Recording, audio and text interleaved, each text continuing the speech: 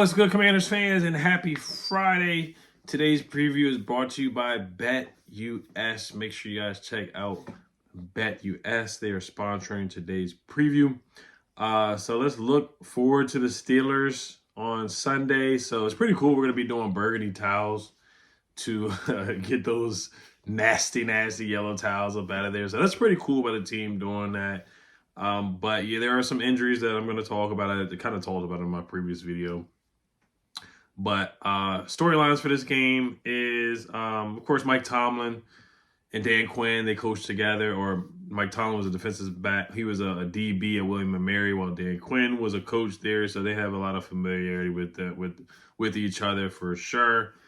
I do remember when Mike Tomlin, like, there was rumors about us trying to trade for him. That was a couple years ago. That was years back, though.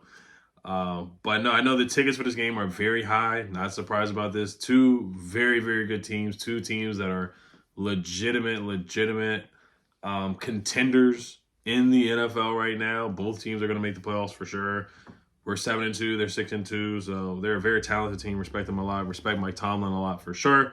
So this will be a good smash mouth physical game for sure on Sunday. I heard it's supposed to rain, so be prepared for that. If you are going to the game, hopefully it doesn't rain too bad where it affects, the outcome of the game or the quality or whatever of the game. So we'll see what happens on that. But we do have a couple of injuries, not terrible. Our injury report's not bad, but I'll talk about that.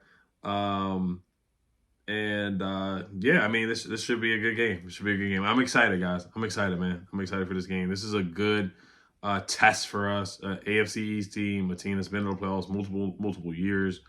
Mike Tomlin's 25-6 versus rookie quarterbacks, but you can throw that out the window because our guy's not a normal rookie for sure.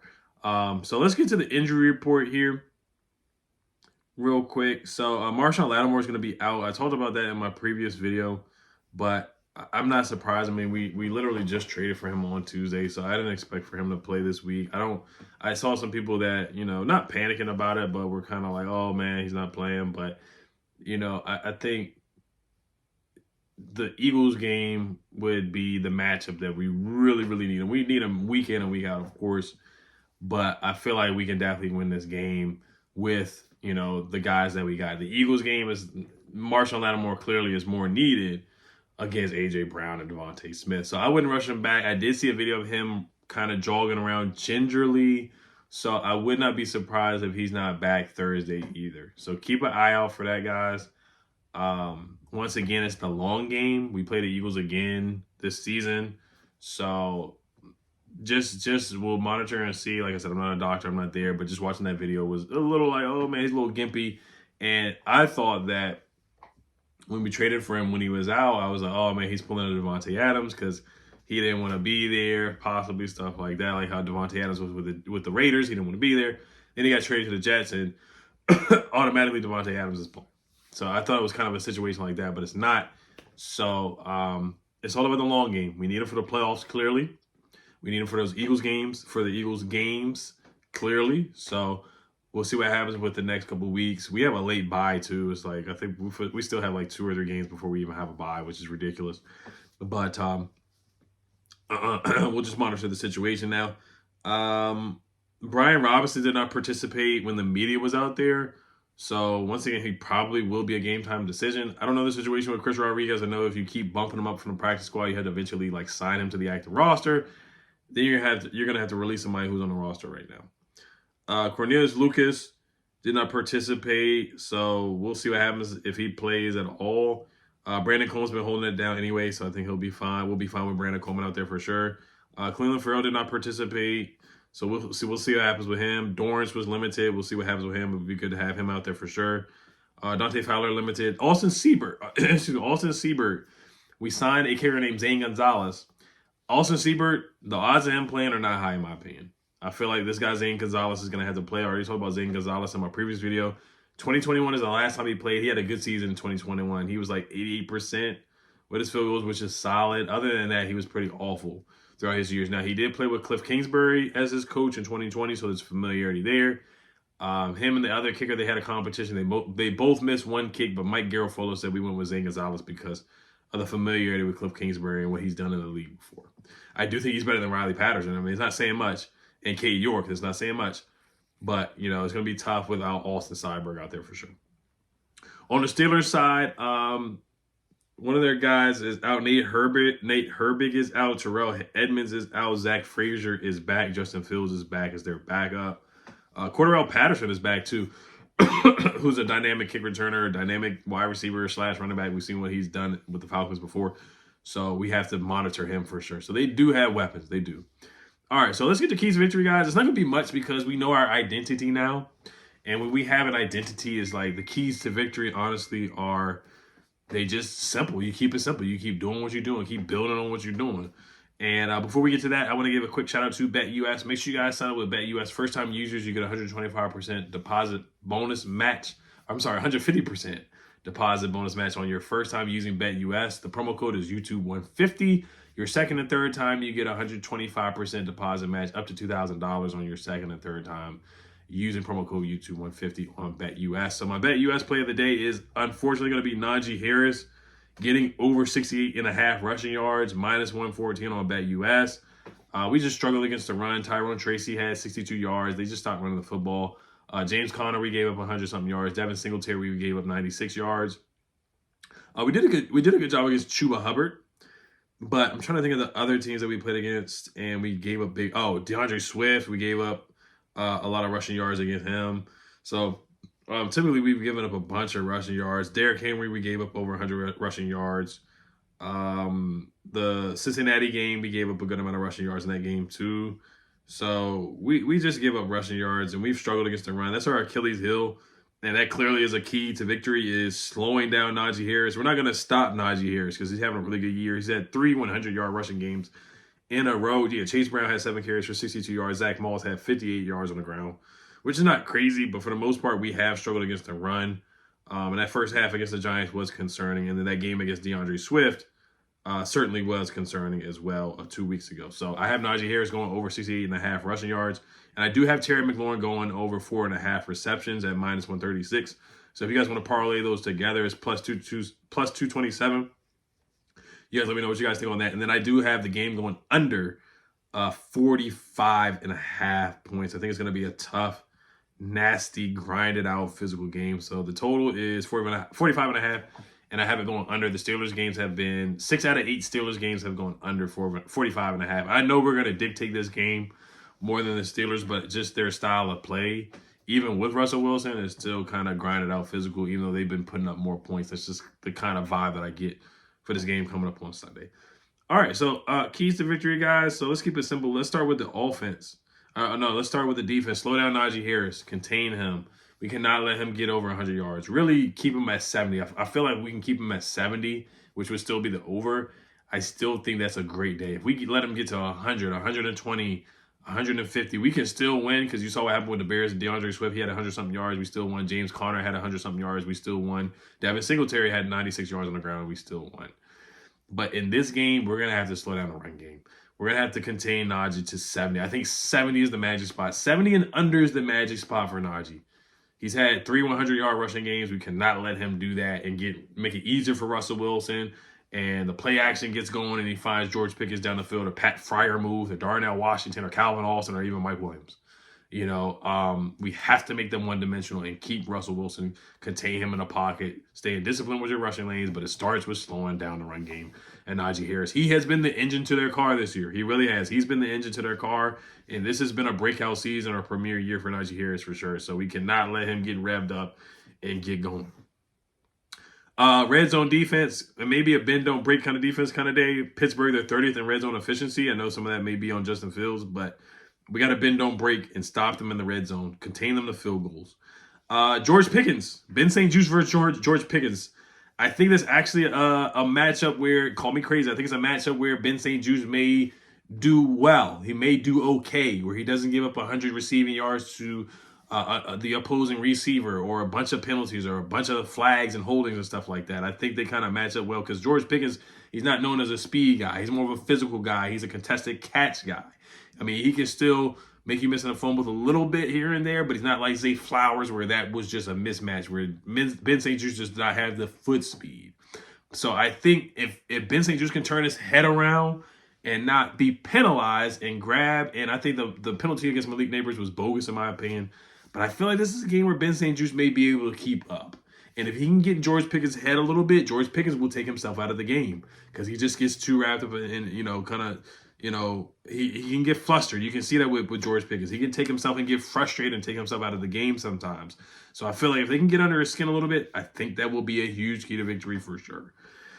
Stick to receivers when Russ is scrambling and force a turnover on Russell Wilson. We've actually done a good job the last couple times we played against Russ. I know it's a different regime and different team and all that, but I know we beat Russ on Monday Night Football with the all burgundy jerseys like we're going to wear on Sunday.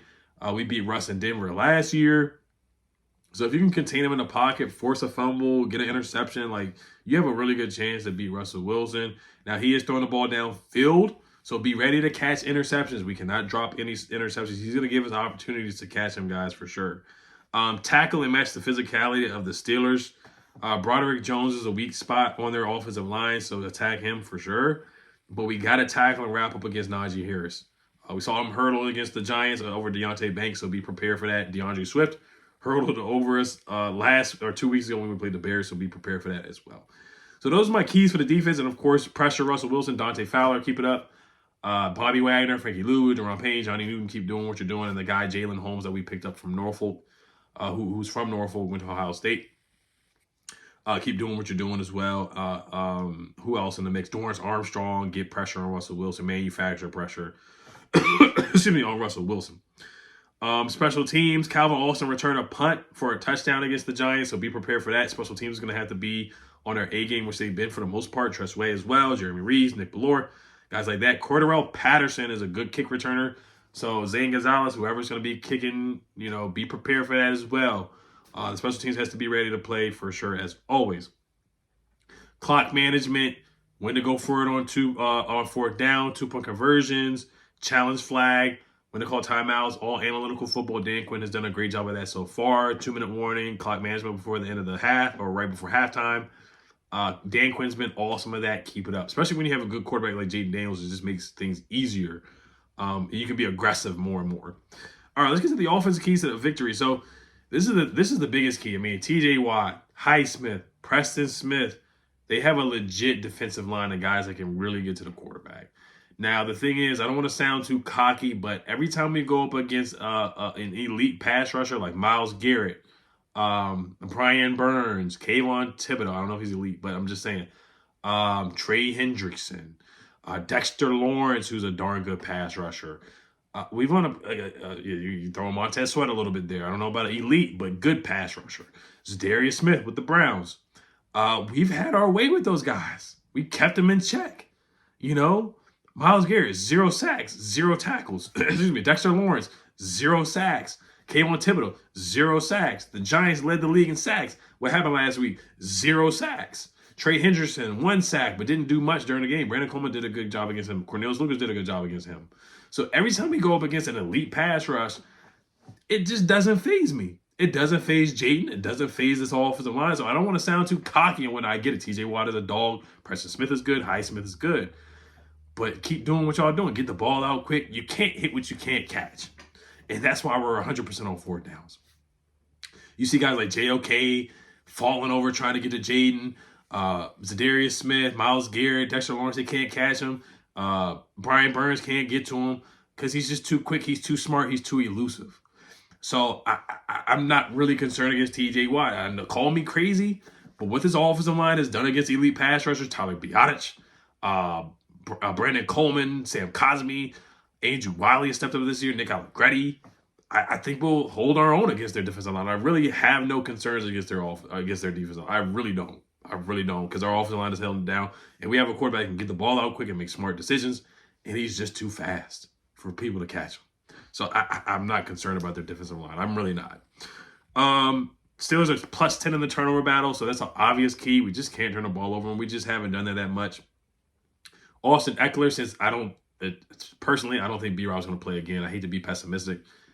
Run the football, establish a run game. It may not be a pretty run game. It may not be like a B-Rob 100-yard game. It may be an Eckler 40 yards on the ground game. McNichols 50 yards on the ground, something like that. Or Chris Rodriguez 50 yards on the ground. It may be that type of game. But as long as we can establish a run game and keep them on their toes, keep them on their heels, I think we'll be fine. You got to recognize Jaden's legs as well. A couple of design runs here and there, not too many, but of course there's going to be the design. There's going to be the runs where Jaden is improvising, and the undesigned runs, or the runs where he's improvising and making things happen, make things shake. So that's where I think a lot of our run yards are going to come from as well. Tyrone Tracy had a good run game against the Steelers. Rico Dowdle had a good run game against the Steelers. So the Steelers, they can be vulnerable in the run game. I know their defense is like top 10 in every category statistically, except for passing yards. But I think we can run the ball on them. Target Terry, get him the ball. Noah Brown's got to catch the ball. All the other receivers other than Terry, they got to catch the ball. Alameda, Diami, Luke, they got to be ready. All the guys got to be ready on Sunday. And then I like the screen game with Diami. Keep it up. Keep up the screen with Diami. Keep up the screen game with Austin Eckler. The Steelers struggled against the screen game against the Jets. Even though they blew out the Jets, Breece Hall had a really good game catching the football out of the backfield. So I think we can hurt them with Eckler with a couple screens. Zach Ertz as well. Got to hang on to the football as well. Terry versus Joey Porter is going to be a good matchup, but I think Terry should win that matchup as well. I see a bounce-back game for him this week because he didn't get a lot of yards. He got 2 touchdowns, but I see a bounce-back game as far as more yards. And the red zone. Finish the drives, guys. No penalties. We can't hurt ourselves at home. No false starts. No illegal men downfield. We got to finish drives with touchdowns. That's how we're going to win this game. But I'm not too concerned. I know the Steelers are a darn good team. This game could really go either way. We're 3-point favorites, so the Steelers are a darn good team. So like I said, it could go either way. I'm not going to sit up here and act like, we're just going to stomp them or anything like that. It's going to be a tough, competitive, physical game. But I do have us winning 23-20 or 23-17. Along the likes of that, I have us winning 23-20 or 23-17, going under. And we take care of business at home. And it's a tough, legitimate playoff team in the Steelers. So you guys let me know what you guys think. As always, Hail to Commanders. Have a good weekend. Check out BetUS. Peace.